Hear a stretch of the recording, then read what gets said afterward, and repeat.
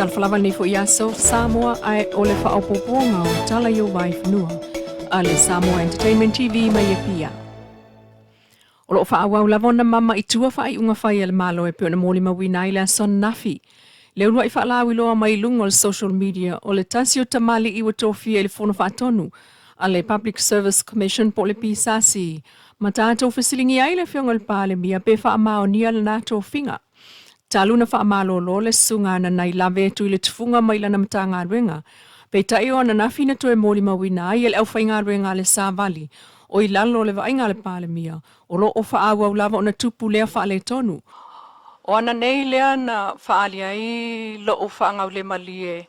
I nisi o le vainga foi lea whailau tusi pol ofisa tusi o le ofisa o le pāle mia pol kapineta foi. Ingo le ofisa o le pāle mia vainga le Sāvali tusitala o le Sāvali.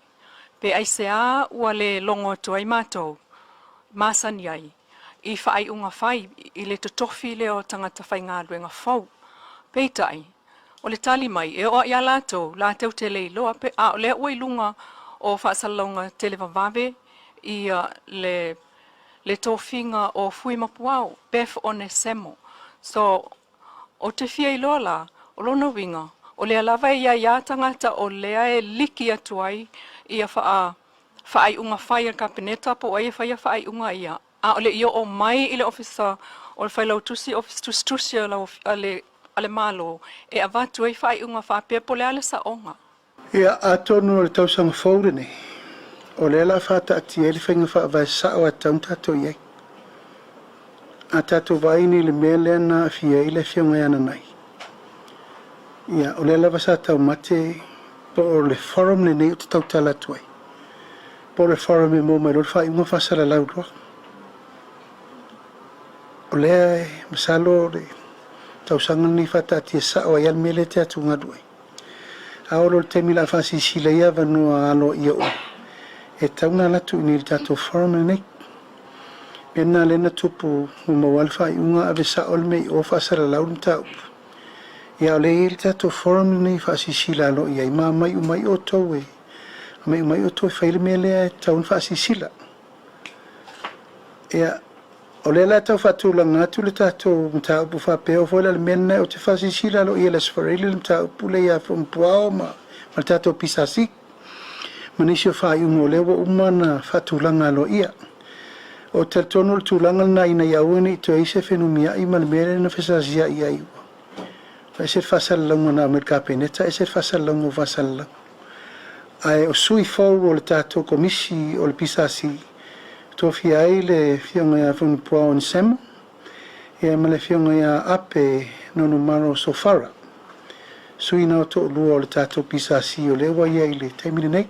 O le mama i tua o whaaiunga pe ona ta ua le whai ngā ruenga le Sāvali. O lātou fo ina whaato a iloa ina wāngia nei lunga fsota inga televavave. O ta ua le tasi o lo ngalue i le Sāvali le malo. E māsalomia o se tangata lava e lata i le pāle mia. A e whainga tā fo i ona māsalomia na te whaia lea tūlanga. E lua se la wafe, tupe Amelika leo wha me alofa mai le malo saina. Mo le whaalapo ptongo le sprep. I vai lima, po le ofisa le au le whailau tusi o pol kalame pui o le si o mga al Pasifika. O fsosoani whaltau sanga lava a saina, talu mai le a whiwa se la wiva walu, e pe ona ta ue le sui o saina i Samoa ampasa Ming Shing. Na ia saunoa, o motu o le Pasifika isi o lo sili o na afia i suinga o le tau. Mai loa le leila vailo nā tunuu, nā tūlanga whaingatā.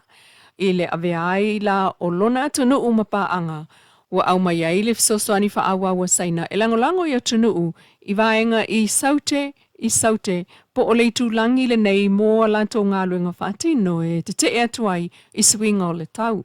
E ngā lulue whaatasia i foi mō tangata uma i le anga i atu i le lumanai. O le sunga Clark Petero le sprep na ia talia le foa i a saina mai a whaaftai o le awha o ngā i vaenga e mana o mi ai i a tunu o le Pasifika mōna territory. Mai a mana ia le sao whaawa o le foi malo i le tāua ngā luenga o lātou whaatino, ma whaalawi lo i le tāua o le sisi o manga malesi i la fia o na whaiau a wala whaaititi ai a fianga o le tau. Ua mai ato fia i nei te fono, o fono whaawai o tū malo i tonu o le tātua tunuu. Masauno ai le whingal te itai o le malo, o le tasi leo la sanga o ngā ruenga whaatino le malo, o lo o turi loa pe ale atinu ai maiso i tu malo e 5 sfutasi, mo le whaasoaina o lana 2 miliona TALA o le ploketi, o ati na e o tangata o le atinu, o ngafa mafono whaavai, ma o la tau taitai fono, le wa mai at tofi. Mai ro manatu le autola ula wina atu i la tau o leo whirwhilia lo ia. E le tātou komiti o whirwhiringa o interviews na whaino taitai fono. Ia e maise le whaiunga o leo whamani el kapeneta. Mua, o vai maunga mua o leo taitai fono o le fionga ia paunga tala le lei paunga. Vai maunga lona lua o tama le tā, Tai Mang Jensen, ma le tai, le tai Victor Tamapua. Pai maunga lona tolu o taitai fono o le sunga ia nonu la ulu Williams Mawia, ma le sunga ma le fionga ia tai o li iseu fiti ai masu. Pai maunga wha o tonu ufa moli misi ma tuala wilei Cram Lima. Faleata numere tasi o manu le leua pale tasala tolbai. Faleata numere lua o le fionga ia le atinu Rain Fongs o Yalo, ma muau whaalele Mary Taeu. Whaleata numero tolu, o Poloa, o Paloa, Louis James Towers. Whaleata numero wha, o Ale Bena Ale. Sananga numero tasi, o Samaina, Kiwisome Taula Papa. Sananga numero lua, o le fitowhaya fata Ryan Schuster. Sananga numero tolu o Sala Paulo Tualapoto. Sananga numero wha o Tangalua Tele Pasi Poloa. Ana lofi numero tasi o le tofaya fesolai a puru tuinga mala. Ana lofi numero lua o le fionga ia ai ono a leki Ekeroma. Ana lofi numero tolu le fionga ia ngaseata Valelio Tanuvasa. Ana numero wha fionga ia Famsanga Leone Masame. Fare la time sa matau to fai a tele ai Christian Ausangi. E whangam fare se la o le fionga ia Masina Lupe, Makesi Masina Lupe. Sa fata mo mua o le fionga ia Napu Sevete i fui mono. Sa fata lua o le fionga ia tu ia fuotongi ma le fionga ia tupai Saimasi John. Si umu o le fionga ia tuu ana si leota ma le fionga ia whalongo a swao ka peri. Whale alili o le fionga ia tuelupe o ni semo. Whale alili lua o le fionga ia maiava fuimono a safo. Loto whanga o le fionga ia fiemena o mimta afa o le fionga ia fiola Yosua. I tu malo le pā o tupua, John Tupua. Ali pata tu pailalo o le vaotongo Rodney Chang, ma le fionga ia whalo mawaenga titi mai a tafua. Ali pata tu pailunga o le fionga ia tafua Edmund Taufua, Vao Fonti, Fui Mono, Tui Vaitolo, ma le fionga ia mau usiosi pupue mai. Ano ama anu me le tasi, le fionga ia moe whaavo tiule stafunai. Ano ama anu me le lua, le fionga ia to mata Nora Leota. Whaasale le anga no me le tasi, le atinganga matafi la wina. Whaasale le anga no me le lua, le fionga ia mangele se kati fioi. Whaasale le anga no me le tolu, le fionga ia pali i te eo maspau manamula urusami leota. Whaasale le anga wha, fionga ia tea to alapeato. Whaasale le anga no me le lima, le fionga ia vui i inga sione. Nganga i maunga tasi, Honorable Vae Ao, Sale Eula. Vao ao sau malo alofi po. Nganga i maunga no me le lua, le fionga ia sewa muri fasitoma. Nganga i whamonga no me le tasi, to whai ala vea Solomona Paulo. Nganga i whamonga no me le lua, Fwai Sala, Lilo Tu Ioane. Nganga i whamonga no me le toru, Lauriel Mari e Tole Watea. Vai singano no me le tasi, le fionga ia amitua na i tau tofi Roma. Vai singano no me le lua, Moto Pua, Seve Henry. A Feleti Pali, Matangaloa.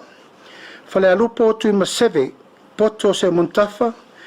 Ala tau e sifo tau tu ave la faitele valoanga. Sa alenga tasi tu la fono David Hunter. Sa alenga lua, Leilua Sangato Karene. Palau di tasi, muripola ana Rosa Ale Murioo. palauli lua fiu Ponifasio Vasa, palauli tolu aiolupo tea misa Toni aiolupo. Ia masatu paitea asiata sa levao leoa. Ia, o manatu o le taunuunga le nā o le tātou whirwhiringa, o le tātou komiti ma ua whamaunia fo i ele tātou kāpeneta o le tau tonga le nā o le tātou whainga whirwhiringa e ala i whirwhiringa mō teitei whono. Ua taupo i le whaiunga o le vai aso le whelo i ngā pāle mia ma le au whaasaralau, mō isi ngā runga whatatia le malo, ai o le sila fia tili o le tunu. O talanai o VAIFANUA le nei fo i tula, se vai ngole tautua whaiwhai pēlau Samoa Entertainment TV mai e pia.